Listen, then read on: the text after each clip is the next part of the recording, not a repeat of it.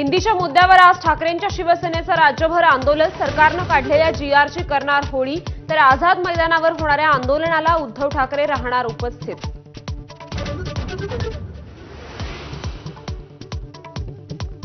ठाकरेंच्या आंदोलनाला भाजपकडून आंदोलनानंच प्रत्युत्तर। घाटकोपरमध्ये राम कदमांच्या नेतृत्वात ठाकरे सेनेचा निषेध। उद्धव ठाकरेंनी स्त्री भाषेच्या अहवालावर शिक्कामोर्तब केल्याचा दावा। हिंदीच्या मुद्द्यावर मराठी अभ्यास केंद्र आणि समविचारी संस्थांची आज मुंबईत सभा। शासन निर्णयांची प्रतिकात्मक होळी आणि जाहीर सभा होणार। उद्धव ठाकरेंसह हर्षवर्धन सपकाळ, नितीन सरदेसाई राहणार उपस्थित।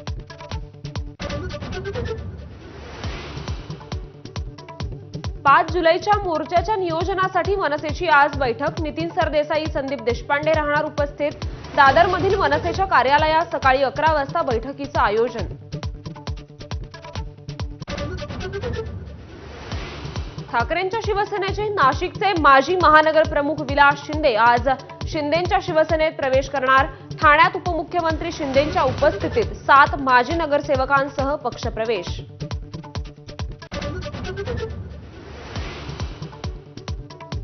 मुंबई मनपा निवडणुकीसाठी काँग्रेसच्या 34 जणांच्या समितीमधून वर्षा गायकवाडांनी भाई जगताप, चंद्रकांत हंडोरे, नसीम खान यांना वगळलं।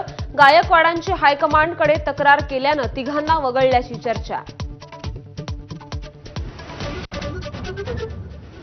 नारायण राणे सहजासहजी मोठे झाले नाहीत। मर्डर, मारामाऱ्या भानगडी सगळं केलं। शिंदे सेनेचे मंत्री भरत गोगावलेंचं वक्तव्य। राणेंचं कौतुक करता करता बोलून गेले गंभीर। बारामतीत आज शरद पवार आणि अजित पवार एकाच मंचावर। सायन्स अँड इनोव्हेशन सेंटरच्या कार्यक्रमात काका पुतणे सोबत दिसणार। युगेंद्र पवारांचा साखरपुडा संपन्न। खासदार सुप्रिया सुळेंची एक्सपोस्ट करत माहिती।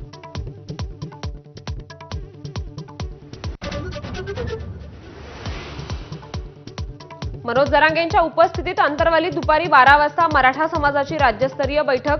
29 ऑगस्टच्या मुंबई आंदोलनाबाबत होणार चर्चा। विधिमंडळाचं पावसाळी अधिवेशन उद्यापासून। विरोधी पक्ष सरकारच्या चहापानावर बहिष्कार टाकण्याची शक्यता। हिंदीच्या मुद्द्यावर विरोधक आक्रमक होणार।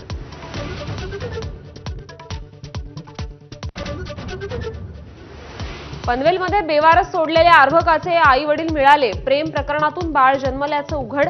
पोलिसांनी ताब्यात घेतल्यानंतर पालक बाळाचा सांभाळ करण्यास तयार। बीडमध्ये कोचिंग क्लासेसमधील अल्पवयीन मुलीवर लैंगिक छळ प्रकरण।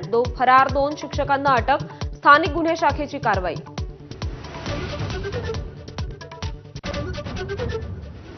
अभिनेत्री शेफाली जरीवालावर अंत्यसंस्कार। डॉक्टरांनी शवविच्छेदनाचा अहवाल ठेवला सुरक्षित। मृत्यूचं कारण अद्यापही अस्पष्ट।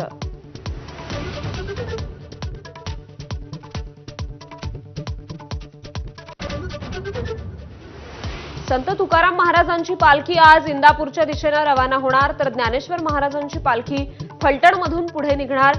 आज बरडमध्ये असणार मुक्कामी।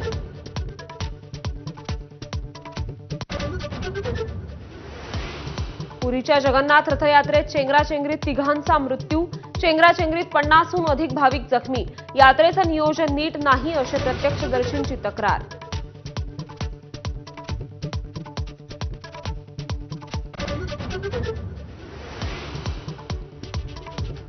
नमस्कार, मी श्रुती कुलकर्णी। आपण पाहता एबीपी माझा। या बुलेटिनमध्ये आपलं स्वागत। बुलेटिनच्या सुरुवातीला सर्व महत्त्वाच्या घडामोडी